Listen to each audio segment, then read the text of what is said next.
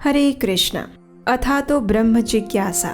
जिज्ञासा करना मनुष्य का स्वभाव है। हम सब लोग अपने आसपास होने वाली विभिन्न तरह की घटनाओं को जानने में हमेशा तत्पर रहते हैं, परंतु मनुष्य जीवन प्राप्त करके सबसे बड़ी जिज्ञासा भला कौन सी हो सकती है? तो वो है भगवान श्री कृष्ण के परम सत्य की जिज्ञासा, उनके साथ हमारे संबंध की जिज्ञासा और हमारे जीवन के परम लक्ष्य की जिज्ञासा। ऐसी ही कुछ जिज्ञासा परीक्षित महाराज ने श्रील सुखदेव गोस्वामी के समक्ष भी प्रकट की थी। उस समय महाराज परीक्षित ने श्रील सुखदेव गोस्वामी से पूछा, हे ब्रह्मदेव, हम सब जानते हैं कि परम भगवान इस भौतिक जगत की संरचना से परे आध्यात्मिक जगत में स्थित है, तो फिर ये किस प्रकार संभव है कि वेद शास्त्र उनका निरंतर गुणगान कर रहे हैं? इसके उत्तर में श्रील सुखदेव गोस्वामी कहते हैं, हे राजन, परम भगवान अपनी कृपावश जीवों की भौतिक इंद्रिय भोग की इच्छा को पूरा करने के लिए उन्हें मन, बुद्धि, इंद्रियां और प्राण वायु प्रदान करते हैं, जिससे कि जीवात्मा बार बार इस भौतिक शरीर में जन्म लेकर अपनी इन इच्छाओं को पूरा कर सके और अंत में इस भोग विलास से मुक्त होकर परम लक्ष्य को प्राप्त कर सके।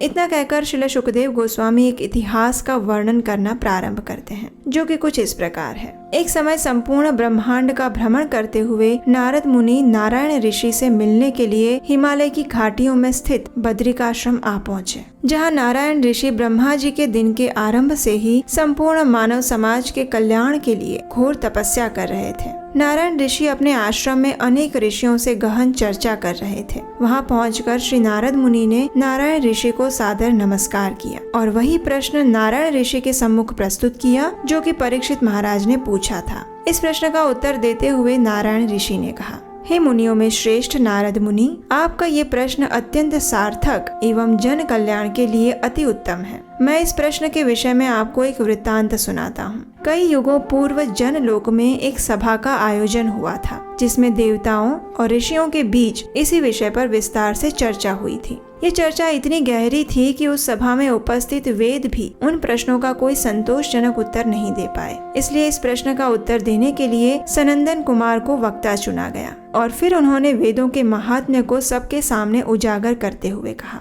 जब जब प्रलय का समय आता है तो यह संपूर्ण सृष्टि महत तत्व के साथ गर्भोदकशायी विष्णु के भीतर समा जाती है। उस समय भगवान श्री विष्णु दीर्घकालीन योग निद्रा में चले जाते हैं। ये एक ऐसा समय होता है जब कुछ भी शेष नहीं बचता, ना कोई सूक्ष्म तत्व, ना स्थूल तत्व, ना इससे बने कोई शरीर, ना ही काल और ना ही शास्त्र। जब पुनः सृष्टि होती है तब वेद मूर्तिमान रूप धारण करके गर्भोदकशायी विष्णु के समक्ष फिर से प्रकट होते हैं और उनकी इस प्रकार स्तुति करते हैं। अपनी प्रार्थना में वेद कहते हैं, हे परम सत्य, आप ही इस सृष्टि के मूल आधार हैं। जिस प्रकार मिट्टी से अनेकों अनेक प्रकार के बर्तन बनते हैं और फूट जाते हैं, उसी प्रकार ये सृष्टि आपसे ही जन्म लेती है और अंततः आप में ही समा जाती है। किंतु इतना परिवर्तन होने पर भी आप स्वयं अपरिवर्तनशील बने रहते हैं। इसलिए हे भगवान, महान ऋषिगण अपने मन, वाणी तथा कार्यों से सदैव आपका ही चिंतन करते हैं। इस प्रकार से सदा आपकी दिव्य कथाओं के सागर में गोते लगाते रहने के कारण बुद्धिमान प्राणी समस्त कष्टों से सर्वदा मुक्त रहते हैं। आपकी दिव्य लीलाओं का अमृत उन्हें अपने घर परिवार से मिलने वाले सुख की भी विस्मृति करवा देता है। ऐसी दिव्य आत्माएं सदा ही आपके चरण कमलों में लीन रहने वाले हंसों के समान शुद्ध भक्तों का संग करती है और इस प्रकार उनकी सभी सांसारिक अशुद्धियां धुल जाती है। प्रत्येक जीव जन्म लेने के कुछ समय बाद मर जाता है और यही कारण है कि एक सामान्य जीव आपको, भगवान को नहीं समझ सकता,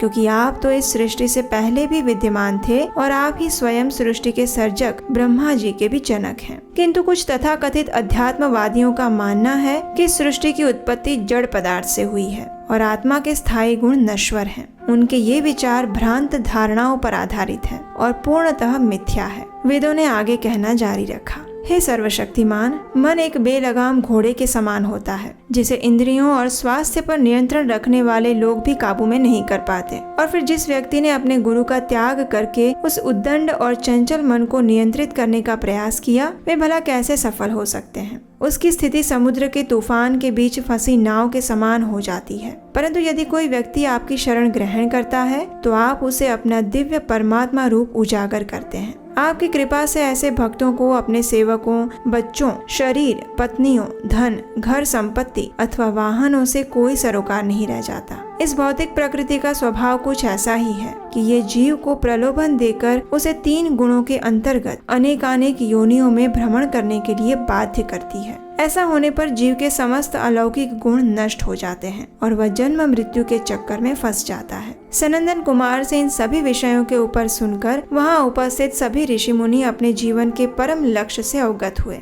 और इस ज्ञान को प्राप्त करके संतुष्ट हुए। उन सब ने मिलकर सनंदन ऋषि कुमार की पूजा की। फिर नारायण ऋषि ने नारद मुनि से कहा, हे ब्रह्मापुत्र नारद, आप भी सदैव इस सृष्टि का भ्रमण करते समय इन निर्देशों का अपने मन में ध्यान करते रहिए। इससे आपको जीवन की संपूर्णता प्राप्त होगी। इसके बाद श्री नारद मुनि नारायण ऋषि से आज्ञा लेकर श्री व्यास देव के आश्रम की ओर बढ़ चले। वहां पहुंचकर श्री व्यास देव ने नारद मुनि जी का स्वागत किया और उचित आदर सत्कार किया। नारायण ऋषि की आज्ञा के अनुसार नारद मुनि जी ने उस दिव्य ज्ञान की एक एक बात श्री व्यास देव को यथारूप कह सुनाई। इस कथा का समापन करते हुए श्री सुखदेव गोस्वामी ने परीक्षित महाराज से कहा, हे राजन, हालांकि परम सत्य इस भौतिक वाणी और भौतिक गुणों से परे है, लेकिन फिर भी किस प्रकार अपने मन द्वारा उसे समझा जा सकता है, उसका वर्णन अभी मैंने आपके समक्ष किया। सार यही है कि कोई भी व्यक्ति भगवान की शरण ग्रहण करके मोह माया के जाल से मुक्त हो सकता है। हमारे द्वारा किया जा रहा इन वैदिक कथाओं का प्रयास अच्छा लग रहा है तो आने वाली कथाओं के लिए आप हमें स्क्रीन पर दिए गए नंबर पर अपना आर्थिक योगदान भी भेज सकते हैं।